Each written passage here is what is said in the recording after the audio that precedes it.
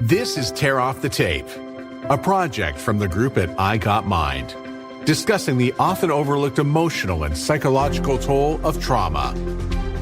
Now, here's your host, Bob Wilkie.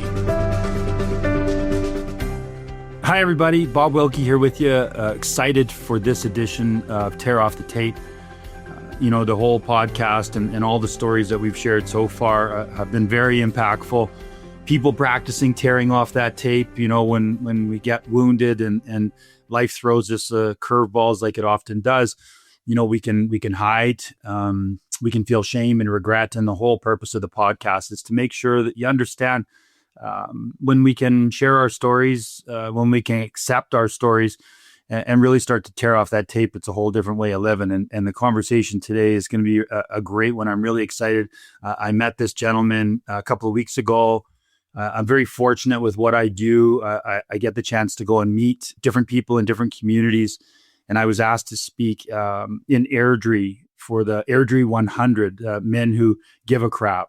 And if you get a chance to look it out, check it out on the website. It's a very cool initiative. It was very emotional evening sitting there on the stage in front of 140 men who are making a difference in the Airdrie community, and to listen to all the stories of how their hard work and commitment has improved things in the community, the different resources that it's providing. It was just, it's exceptional to see. And yeah, check it out because it's worth learning more about. Maybe it's something you can bring to your community. It's what it's all about, is trying to heal the communities that we live in. So today we're going to be talking with Brad Lambert, and Brad was the guy I got to sit with at this event in Airdrie. We started, connecting through hockey. It's such a small world.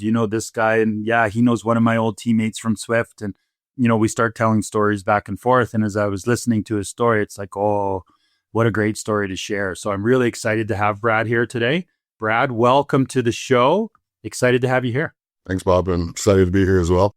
So as we begin, we always like to try and get a whole picture.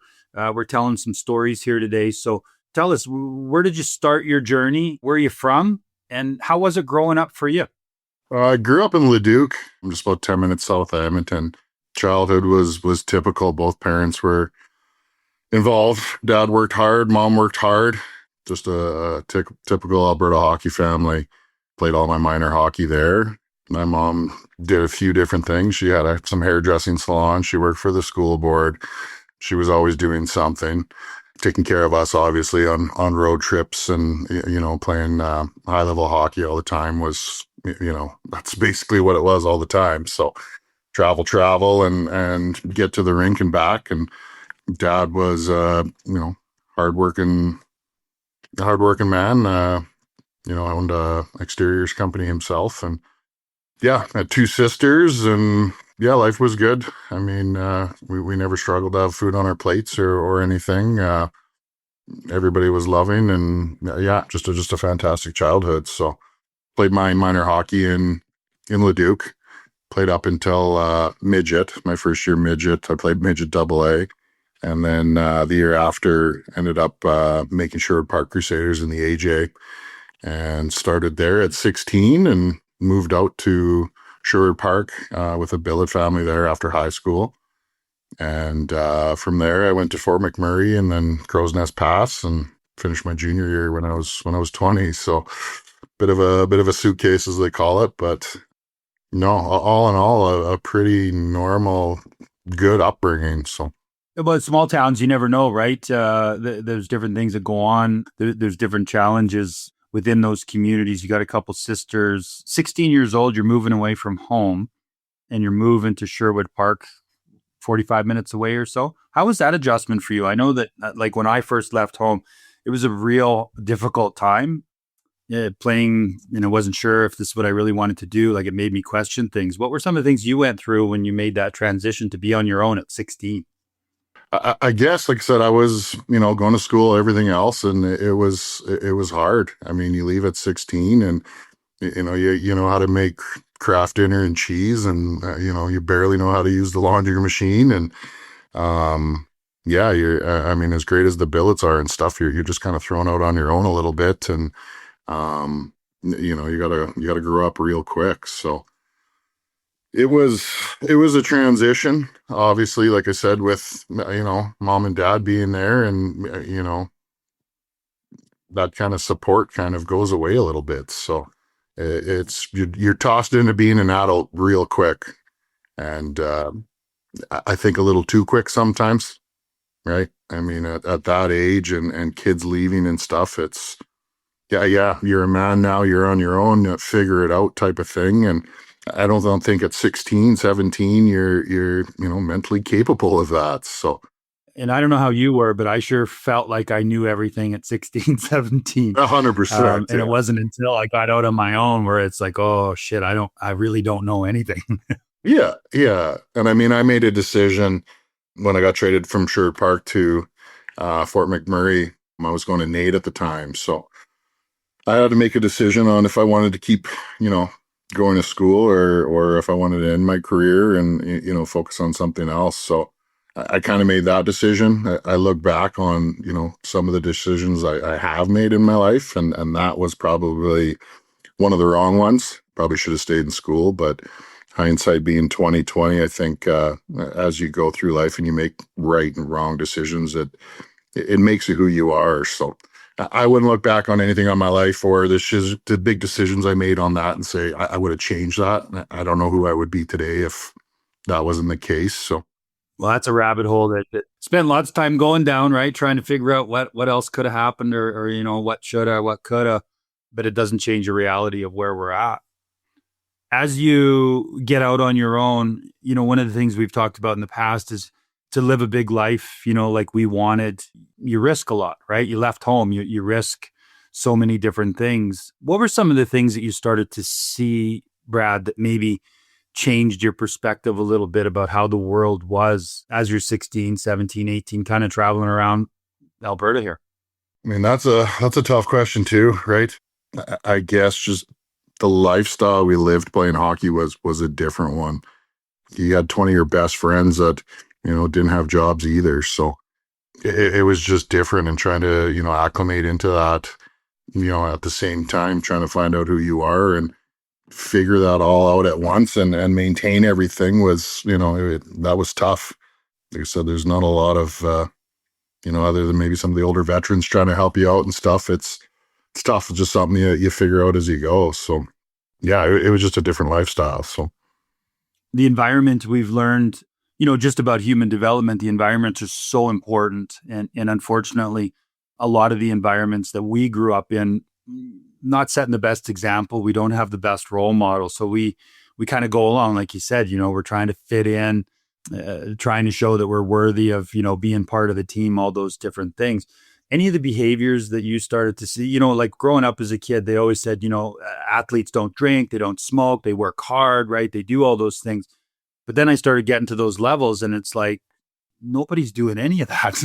Everybody's drinking and partying, and it was a big eye opener, and it was a real conflict for me at the beginning, especially because it was kind of going against the values that everybody was trying to instill, and yet none of those values were being lived. big time. I mean, it started from, not even so much the party and everything else. You talk about kind of, stepping out of who you are.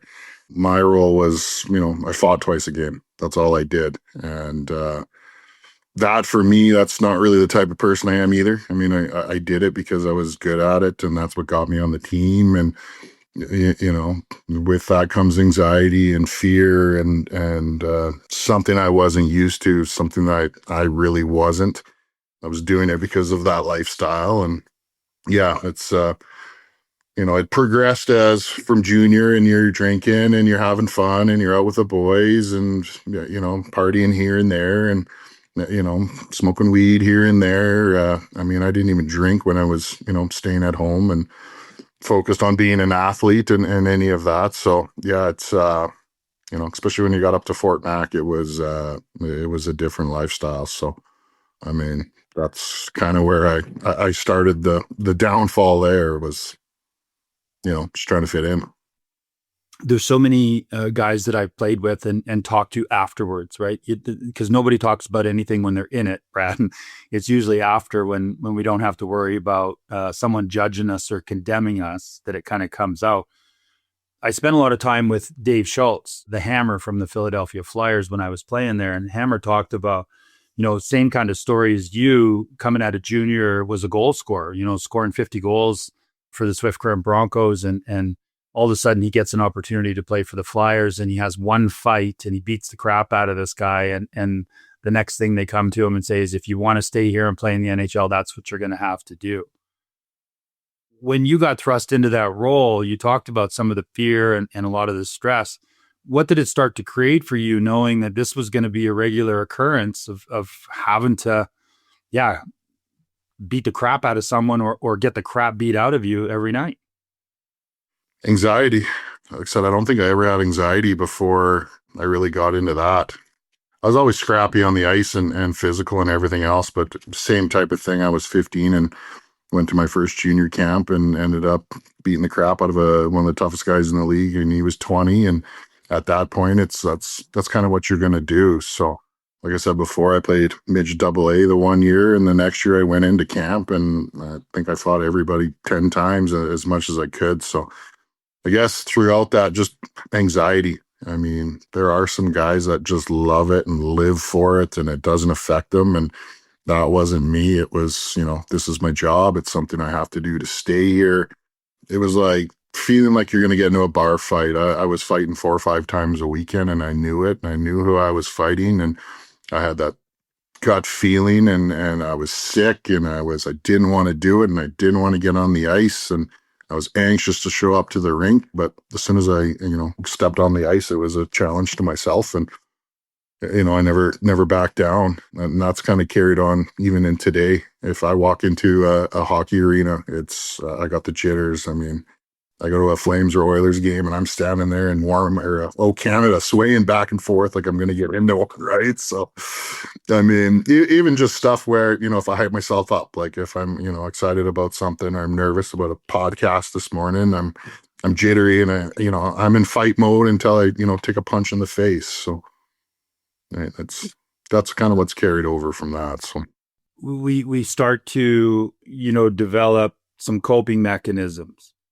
My coping mechanism started, I probably did that first year junior, 16, same as you. Just lots of stress trying to perform, right? Like, we're not talking about anything that's really happened. It's just every night knowing that you have to do certain things to be able to continue to get what you work so hard for. What were some of the coping mechanisms that you saw others that maybe you started to adopt into your own life to deal with this new anxiety? I mean, unfortunately for me, it was partying. It was, going out after getting wasted and just forgetting about it. That was kind of the coping mechanisms that, I was taught at a younger age was, go get so messed up that you don't remember it, and you're not thinking anything else of the next day. So I wouldn't say I had any healthy coping mechanisms. I mean, I think the other one that you kind of learn, and I've heard you talk about on, previous podcasts, was, wearing a mask. And that's the most tiring thing that anyone can go through, is pretending that everything's okay and showing everybody that everything's okay and you're fine. There's nothing wrong, and you can look up to me, and I'm not struggling with anything. And I struggled with that for a long time too, right? Just, I don't need help. I'm fine. And, I'm okay with this. And, so as far as coping mechanisms and learning coping mechanisms, I didn't really learn that until a much later time in my life. I'd be real curious to know, your parents watch you grow up, and this is who you are as a player. All of a sudden they're watching you play junior hockey, and it's a different player. What were some of the conversations that they had? Especially curious about what Dad would say when he sees that now all of a sudden you've turned into this role of an enforcer versus who you were as a young kid. How were those conversations? I think they struggled with it at the start. I mean, obviously Mom watching, her son getting punched in the face is tough for him. I think after the first couple of years, they realized that, I was okay, and I wasn't getting hurt, and I can handle myself. So they kind of grew into the role as well, I guess. They would always go sit on the other side of the arena with the opposing fans, and kind of just sit there and listen and giggle and, talk to them. So, they just kind of grew into it. As far as my dad goes, I mean, he was watching it going, what the hell are you doing? Right. I remember having conversations with him, and, him saying, I'll pay for your schooling. I'll do whatever you if you want to do something else, he didn't see why I was doing that and what I was doing with my life. And, he worked hard his whole life and just wanted, the best for me. So him looking from the outside in, what the hell are you doing with your life? And we actually, I always remember the story of, I didn't talk to him for a couple of years. He had come out to Quebec he flew out to watch. And the 2 games I played, I fought the first shift, the second shift, and then I was out of the game. So they had come over to my apartment afterwards, which was a 200 square foot dump. And my dad just kind of looked at me and said, what the hell are you doing here? Come back home and, find something else. And like my response to him was, when was the last time 15,000 people were chanting your name, climbing a ladder? So I didn't talk to him for a few years after that. And, we had our struggles with that. But, looking back, he worked hard and he saw what I was doing. And he worked so hard that, so I didn't have to do those type of things. But at that age, I don't know anything else, right? So it was tough on the family. Yeah. That's all I was doing was fight after fight after fight. And my parents could see me kind of, slipping down the road of, partying and everything else. So I'm sure it was tough on them. Yeah. It scared my mom terribly. Dad was, I think kind of turned a blind eye to a little bit of that, because I was getting closer to what we had, always kind of wanted and talked about growing up. So it caused a big conflict in our house and made it even tougher, right? Dad was a resource for getting me the money I needed when I was broke and, coming in to town and just kind of helping out. And then mom stopped going. She was a lot like your dad where, you need to get out of this. It's not a good environment. She grew up in an unhealthy environment. So it kind of reminded her of what she grew up in, with the abuse and just all the chaos that would happen. So it was a very difficult time. You playing junior hockey, kind of finding a new persona. People are cheering your name like you talked about, right? That fuels our unhealthy ego, especially at a young person when we're trying to figure out who we are. How was that? Because it's different, right? For enforcers, especially at that time, you guys were the crowd favorites. How was that for you, knowing that you had all that support? And I'm sure you felt it in the community too, right? You're going to different events and everybody's wanting their picture with you and right, wearing your jerseys. How was that for you as a young man? What did it feel like? It was something completely new. In the small towns you played in, it was, that was the show in town. That was the only thing to do on a Friday, Saturday night. So, you'd go out afterwards and I don't think I ever bought myself a drink. It was, people talking to you and looking up to you and kids asking for autographs. And it was, it fed your ego. It was exciting. I can't say I hated every minute of it, just that adrenaline and, being in front of that many people and that many people cheering or booing you. It was, it was something that, like I said, a lot of people don't experience or get a chance to experience. And, it's something I'm glad I did. Yeah. It's just a feeling you can't describe. Just happy that I went through it. Yeah. Well, there's always good and bad, right, Brad? That's the thing is great when you're done, right? Great when you're getting into it, but not so great when you're in the middle of it. Okay, so you leave Western Canada. What's your path now? You finished junior hockey, you've aged out. What kind of offers are coming in? Where do you find yourself in the world playing hockey? I was getting some offers when I was 19 from down in the Central League and a few other places, and ultimately I decided to go out to Quebec to the North American Hockey League. And I don't know where to start with that place, but the money was 5 times as good. That was right around the 2005-ish lockout year. So it was really, really good hockey at the time.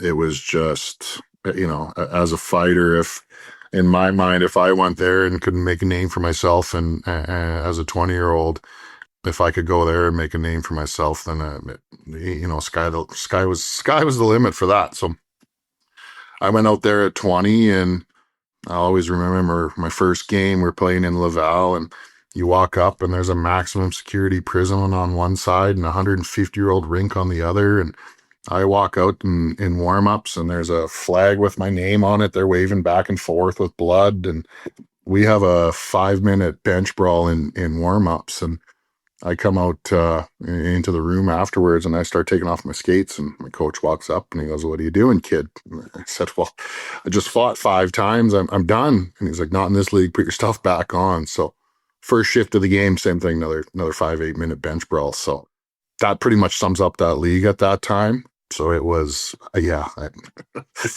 can't explain after that fact. So I was out there for pretty much my whole career. I kind of went elsewhere here and there, but I just end up going back there every time for, the fighters were paid more than the top goal scorers in the league. So you go down to the States and you make $500-600 a week, and you go there and you're making 10 times that. So I just kind of ended up going back there every time. So In that constant fight or flight, right? It's like chaos, it's survival. What are some of the things you're starting to do to cope with all that fear, Brad? I mean, it's got to be nothing more than that, right? Because you're basically fighting for your life every night. yeah, it's once again not having coping mechanisms. At that time, it was you partied more. I mean, you're making all that money and you got nothing to do but a couple games on the weekend and a practice here and there, and the lifestyle and going out and being a so-called celebrity. And you just, the more money you made, the harder you partied, pretty much, to just kind of forget it all. Yeah, like I said, moving out at 16 and maybe not figuring out or being taught those type of things. When things get tough, you just kind of figure it out on your own. Well, the easiest things to pick up a bottle or shove something up your nose, or it's kind of was the escape. And with that, and I was 20 at the time, and I was probably one of the youngest guys in the league by 5-8 years. Just that's what other guys were doing, and that's how you fit in. So I know my experience, and didn't recognize it when I was doing it, but a lot of the people that I was hanging around with as I really got on my own in that 20 to 25, you're completely independent now. You got to pay your own rent and all those different things. I found that I was really gravitating towards people that were very much like me. So a lot of my friends were cops or firefighters because of the trauma, because of what they went through. It was that same lifestyle, lots of partying, lots of craziness. What were some of the situations you started to find yourself in as you're gravitating more towards that unhealthy coping mechanisms? It can lead to places that we don't necessarily think we'd ever be. And that's exactly it. I've told you about kind of how I grew up, and I wasn't around that stuff. I didn't see that stuff. The people I grew up with weren't involved in that. Just some of the situations as I got older and into that, it was surreal. I mean, a lot of the stuff I saw and did, especially in Quebec, was something I thought I would never be around, never be involved with. Yeah, it was just survival at that point. Yeah, so I look back now on that portion of my life, and like I said, I wouldn't change anything. It's made who I am, but at the same time, it was like, where the hell was I? What was I doing there? Yeah, that's something I can't really explain. And now, more with Bob Wilkie and Tear Off the Tape.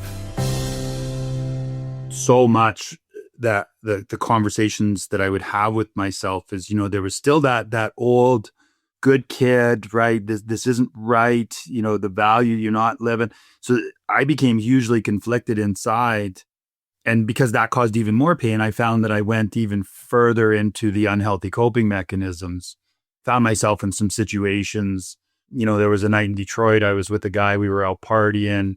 He was drunk and flipping off the car next to us. And, in Detroit, that's not the best thing to do. So I'm terrified, and we're racing through communities trying to lose these guys. And it didn't end very well, having to ditch the car. And I've never been that scared in my life. Any situations like that occur for you where you just realize that you're not living your best life and bad things continue to show up? Almost weekly out there.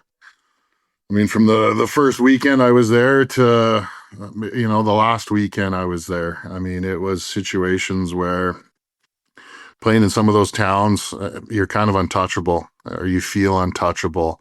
I mean, you learn that early in junior where, you get caught driving and you're drinking, and the cops, pretty much just escort you home. And let you go. And, Quebec was no different, where, it was lawless at some times. You just felt like there's nothing I can do that, is going to get me in trouble. But I mean, that wasn't who I was. That was tough to be around.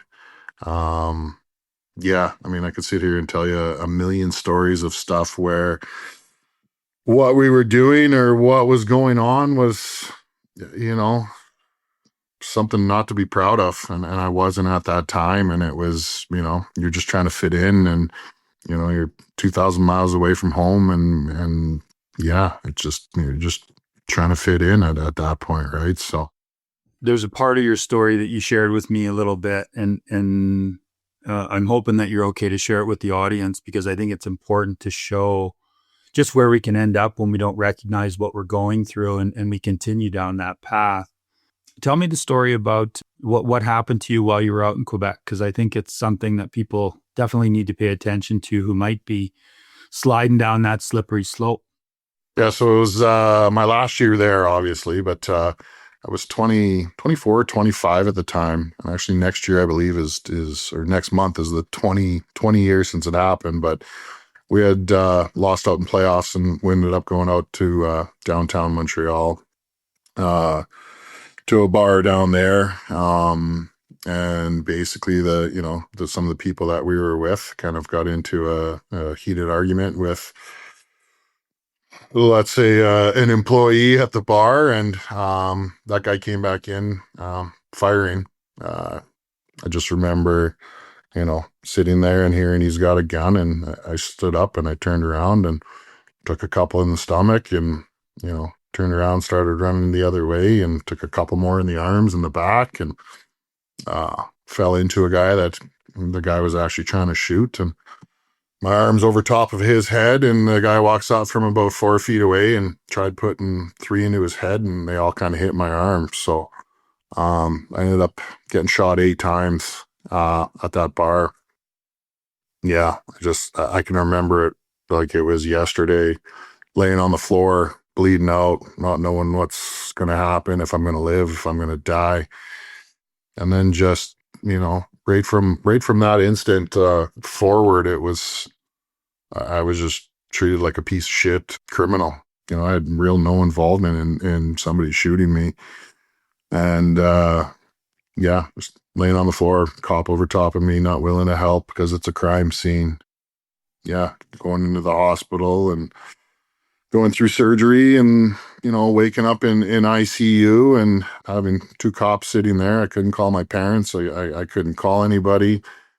They obviously didn't want to know, want everybody to know where I was, but open up the Montreal paper and I'm on the front page of that, and saying which hospital I'm at. And yeah, just a real bad time in my life. But I also look back on it now, and, going back to things I wouldn't change. I think if I did get shot 8 times, I'd be dead. And that's something weird to say, but I have so many friends that, played till they're 40 and, came out and had nothing, or, just lately everybody's overdosing. Seems like a weekly call I'm getting of an old teammate or an old friend that's, overdosed, and we're going to their funeral. So I said that I think that's one thing where I wouldn't change that. If I didn't get shot, I'd be dead right now. So struggled for a long time after that, but yeah. The journey of trying to recover from that. How does that go? You get out of the hospital, and what happens next for you, Brad? It was, what do I do? I mean, I had to stay there. There's obviously court stuff going on, and I needed help from victim services, and I kind of had to stay there. No job, no work, no help. I mean, I always remember, and I kind of related to your situation, and I didn't quite get it, but I remember being in the hospital. There's a psychiatrist that walks in, and she starts talking to the guy next to me, in the bed next to me, and I said, well, you're gonna come talk to me afterwards. And apparently, if you have a slip and fall, the guy had fallen down the stairs and hurt his back. And he had a psychiatrist appointed to him to kind of help him out. And for me, it was, you're released. I was out 6 days later, and I mean, I think my head was messed up more than my body at that point, and it was just figure it out. I mean, I was left on my own. I was, by myself out there just trying to survive, and it was 10 years of thinking I'm going to die tomorrow anyway. So what's the point? I mean, I partied. I didn't really do anything with my life. I was feeling sorry for myself. I was angry. Yeah, I was everything but getting better. I was just getting worse. So um, yeah, you're just kind of left on your own. And I mean, obviously from the league, there was no help. From your team, they don't care anymore. They can't kind of use you anymore. So thank you bye was kind of what I got all over the place. My family was still there, but I pushed them away because I was embarrassed of where I was headed and what I was doing. So yeah, it was just 10 years of me inside my head. There wasn't really any help. I wandered from place to place trying to make sense of where I was because it wasn't who I started out to be. What's your journey during that time? Where do you end up? Where are you going? What are you doing? You talked about your partying, still you pushed your family away. Where do you find yourself in those days, Brad? Well, I stayed out there for a year and a half until that trial was over, and he got like a year and he was getting out, and I kind of knew what was going to happen to him after who he was going after. So I'm like, I can't be around this. I don't want to, get that phone call of where were you last night. So I flew home, just kind of tucked it in and flew home and, told mom and dad it's time to change. And, I stayed with them and worked for dad and, same thing, just kind of kept partying until, I outstayed my welcome and went back up to Fort Mac and worked up there for a bit, and same thing, just partied and, outstayed my welcome there too. And just kind of ended up calling a buddy one day, and Stampede was going on in Calgary. And I said, I'm, looking for a place to crash and, and come down and party. And, that was about 14 years ago. So even at the start of that, it was the same thing. It was, I would work, I would party, I would, not plan for the future. Just didn't care. I'm going to die anyway was kind of how I lived my life. And yeah, I just lived like that for 10 years. Just let everything pile up to, almost a point of no return. So. But you were able to return. And I'm really curious because this is the point where a lot of people, I'm sure the ones that are listening are going, holy shit, I can't believe what this man went through. There's a turning point. There's something that happens. There's someone that comes along. There's something that changes your course of direction. Brad, what was it for you that changed your course of direction to put you where you are today? I mean, getting help, not trying to do everything myself was the right course of action. I mean, I went a few years after I'd moved here, met my ex-wife now at the time, and, started to turn my life around. And at that time, growing up, it was family and kids and everything else. And I thought, well, this is what I'm supposed to be doing right now, and this is going to fix everything, and this is going to change my life, and I'm just going to dive into that. So that worked out for a couple of years, and I still had so much anger and hate and demons in my head that after a couple of years, I slipped back into my past. It wasn't until I found out that I was having my first kid, who's 10 now. He was probably about a year old when I was still partying and just not being the dad I wanted to be. I just decided I need help. I can't do this on my own. I was so deep into debt and depression and anxiety and addiction. And I just pretty much called my dad and said, I need help. I need to borrow some money. I need to, turn this around. And, dad's this is it. I'm going to help with this. And if that doesn't do it, then don't call me again type of thing. So I ended up going to call it a rehab, but it's the House of Courage, which it's not in operation anymore. I wish it was, but a real ex-addict based program. The people there were, you know, they weren't doctors, they weren't psychologists, they were ex-addicts that kind of turned their life around. And, you know, having that, you know, a kid and somebody that was relying on you, I went in there and I just said, it's enough. I'm done. I'm going to put my nose down and just work and work. And, you know, that's kind of just how I am when I fixate on something, or I finally decide to do something. It's all in or nothing. So I ended up just going for a month, and I worked and I did what I was supposed to.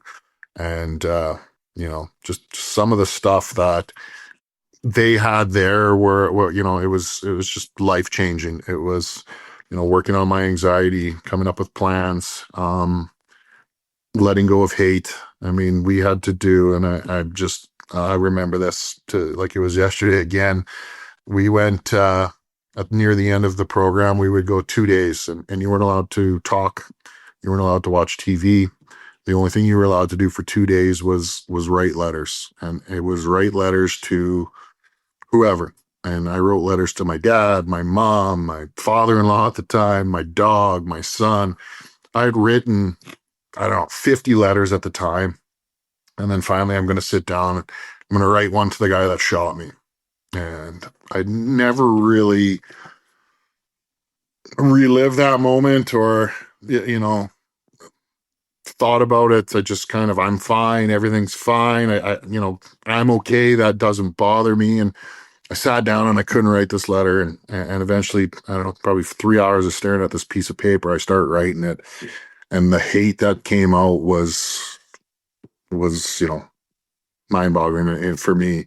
And I just stopped, and, you know, I went and talked to my counselor at the time, and I just got, I don't know if I can write this. Like, this is, there's so much hate in this. And she goes, that's okay.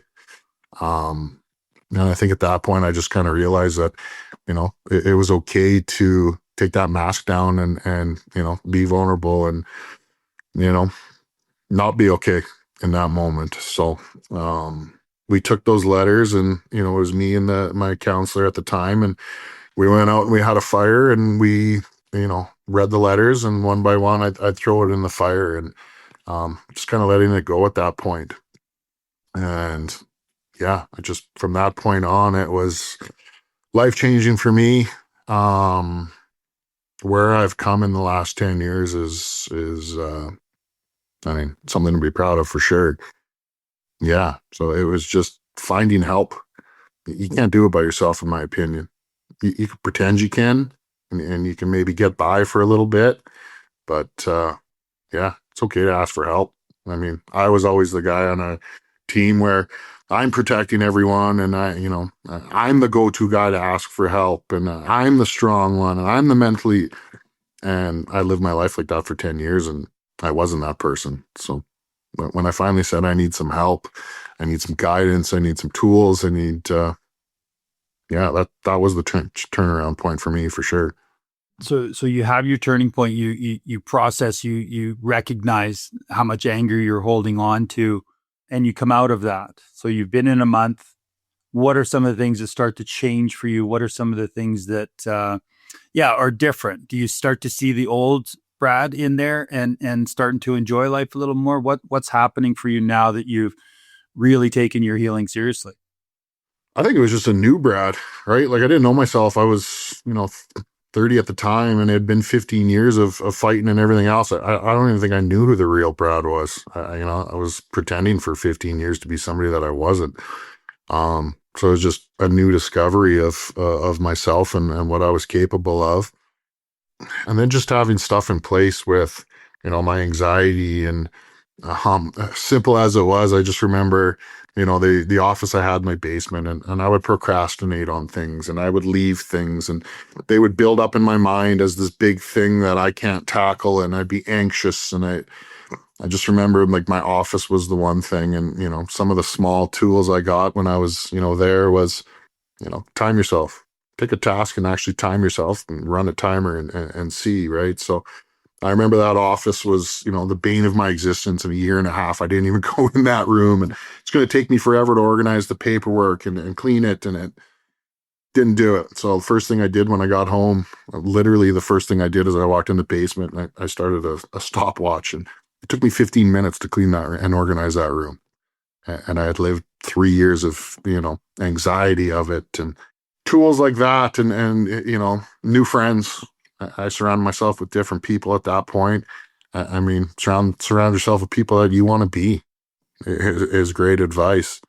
Just changing work ethic, changing priorities. I mean, having a child is, you don't really have a choice at that point. I mean, you're doing everything for them as much as you're doing, for yourself. So just having tools to, recognize what's going on in my mind and in my chest and everything else was life-changing. And, without getting that from somebody else, I would have never figured that out. So. How much do you still deal with that today? How much do you have those moments of anxiousness, and how quickly can you overcome them now with these new skills? I mean, not as much as I used to. I mean, I still have anxiety. I mean, I think everybody almost has a little bit of anxiety in them. I mean, I just have the tools now I'm not perfect. I'm not perfect every time. I still struggle with it sometimes. There's still things that pop up, and, I deal with it, but I deal with it in a healthy way now. Because I have the tools to deal with those instead of drinking or partying or any of that stuff. Been sober for a long time. Stopped gambling. That was another big thing for me. It was a rush, and it was an escape and everything else. And I don't think I made a $2 bet on the golf course in 10 years. So yeah, it happens. It's work, it's stress. It's, it's a whole different type of stress now. Right? I got people that rely on me. I got employees who their families rely on me, and that's stressful. That's pressure. That's a little bit different, but I've just learned and have the tools to deal with it in proper channels. You've been vulnerable with us this entire time. You've mentioned it a couple times, the vulnerability. What is it that you've learned about the ability to share and be open with others with your story? What's the benefit to you? It's the benefit to me. There's a few things. I don't have to hide behind something that I'm not. I don't have to pretend that, I'm perfect and nothing bothers me and everything's okay. And it's just nice sometimes to be, I'm human too. Right. But, I guess one of my things for me is being vulnerable and being open with my story is, connected with a lot of people. It's connected with a lot of my friends. I'm usually the first person a lot of guys come to and say, I'm struggling. I see what you've gone through. I've heard what you've gone through, and I'm going through the same thing right now. And for as many guys as that's, called and told me this and didn't do anything, and I ended up going to their funeral, there's just as many guys that, called and are happy as ever. So for me, if I can help that one person, or if somebody can take some, solstice in what I've been through and see there's light on the end of the tunnel, then for me, if that just, means me being vulnerable, then yeah, any day of the week. Brad, I can't tell you how much I appreciate you sharing the story. It's a very impactful one. I know it's going to hit our listeners for sure with everything that you've been through. Any final words of advice for people who might be out there struggling a little bit? What can you share that you've learned on your journey to help them start tearing off the tape? I guess for me, when you say tear off the tape, in my world, it means, asking for help. I don't think, I think that's the strongest thing somebody can do. I mean, I would never, ever look down on somebody that, asked for help. I would look down on somebody that didn't. And, I got to go to their funeral. And yeah, I mean, just help. If you need help, ask for it. Find the avenues. Yeah, if I could, put one thing out there right now, that would be it. I mean, it takes a brave, strong person to ask for help. Great thing about the world today is there's more help out there than ever, and there's more easier ways to get it. but it's important that we take that first step. Brad, thank you so much for sharing your story today. I really appreciate it. I'm just going to wrap up the show here. Thanks everybody for listening to this. It's been wonderful. And Brad, again, thanks for your courage and sharing your story. Thanks, Paul. Appreciate it. Yeah, another great story of somebody who's experienced the hardships of life, not a place that he wanted to end up, but has been able to recover and is a pillar of the community. Changing lives now is such a powerful thing. And it's not until we finally make that decision that we're going to tear off the tape. And like Brad talked about, just raising our hand and saying, you know what, I might need a little support here is a great first step. And if you see somebody out there who is struggling, being able to phrase things a little differently. I've noticed a difference in you. Has something happened to you? Is there anything that you'd like to share or talk about with me? Those are all things that can help people get on that healing path. So thanks for listening to this edition of Tear Off the Tape, and we'll see you next time. You've been listening to Tear Off the Tape. For more about this show and how you can continue the dialogue about trauma, go to igotmind.ca. A production of the Sound Off Media Company.